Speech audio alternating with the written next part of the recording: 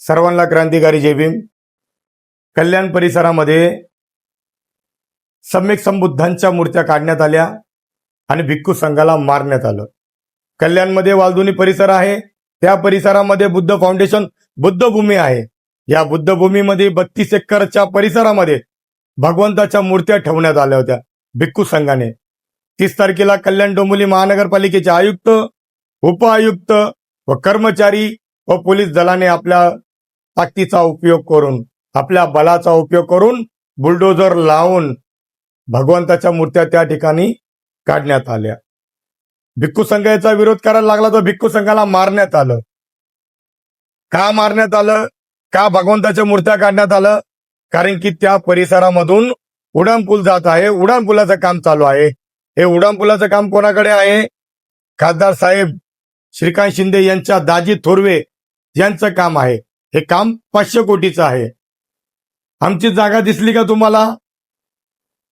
आमचा विकासाला काही अडथळा नाहीये, आमचं काही म्हणणं नाही. तरी सुद्धा भिक्खू संघाला विश्वासात न घेता भगवंताच्या मूर्त्या काढण्यात आला. अरे एवढा अमनुष्यपणे मारण्यात येतं का? इतर दुसऱ्या जाती धर्माचा धर्मगुरू असताना खासदार साहेब तुमची डेअरिंग झाली नसती, तुमची हिंमत झाली नसती त्या इतर जाती धर्माच्या धर्मगुरूवर एवढी कारवाई करायची. पण जाणून बुजून तुम्हाला माहितीये आंबेडकर समाजातले लोक झोपलेले आहे. तुम्हाला माहितीये आंबेडकर समाजातले काही भांडगुळे लोक तुमच्या ताटाखाली मांजर झाले आणि तुमच्या दावणीला बांधलेले तुम्हाला माहितीये, म्हणून तुम्ही कारवाई केलेली आहे. इतर जाती धर्माच्या धर्मगुरू असते ना, तुम्ही कारवाई केली नसती. कारण की ते समाज जागलेला समाज आहे आणि आमचा आंबेडकर समाज झोपलेला आहे. माझ्या आईची शपथ घेऊन सांगतो मी, ही घटना कधी औरंगाबाद मध्ये झाली असती ना, पूर्ण महाराष्ट्र पेटला असता. पण कल्याणमध्ये असं काय होत नाही. दुर्दैव गोष्ट आहे. भंतीजी विरोध करत होते 30 तारखेला आणि 1 तारखेला आम्ही मोर्चा काढलाय.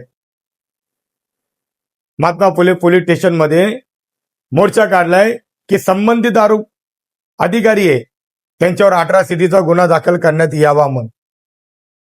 पण उलट होतंय. कालच असं माहित पडलं भंतीजीकडून की भंतीजीवर सरकारी कामामध्ये अडथळा आणला म्हणून 9 भंतीजीवर गुन्हे दाखल झालेले आणि ते 10 ते 5 जे उपासक होते त्यांच्यावर गुन्हे दाखल झालेले आहे. मी तमाम आंबेडकर समाजाला नम्र विनंती करतोय, एकीकडे बळाचा वापर करून तिथल्या ज्या मूर्त्या हटवण्यात आलेल्या आहे, भिक्खू संघाला मारण्यात आलेला आहे आणि वरतून जो भिक्खू संघ त्या बुद्धांच्या मूर्त्या अडवण्याचा प्रयत्न करत आहे आणि त्यांच्यावरच कारवाई केलेली आहे.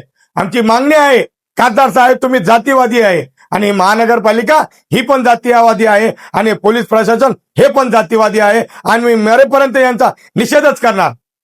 मी तमाम आंबेडकर समाजाला नम्र विनंती करतोय, काय चाललंय बुद्धांच्या भूमीमध्ये? ही बुद्धांची पावन भूमी आहे. या देशाच्या 7/12 सम्राट अशोक राजांच्या नावावर आहे.